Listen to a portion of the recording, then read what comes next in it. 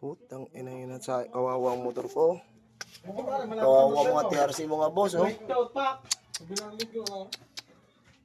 Mga boss, aray yung motor ko. Ayan, kakatanggal lang namin ng kortina. Hindi na nagagamit. Ito yung nakikita sa mga customer. Ba't daw hindi ginagamit? Hindi na natakbo. Natakbo yan mga boss. Ito mo. Putang ina, pumasok ng mga damo-damo sa ano. Putang ina. Ayan boss, oh. Nakatambak na lang to.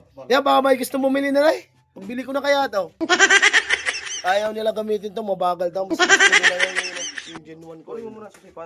Nakabili kasi ako mabos yung genuine yun ang gusto. Pwede mo yung ano eh. Yung putang ina. Sayang lang ang motor na rin, hindi na nagamit. Huwag mo muna alsin, nilabas natin nakagaya.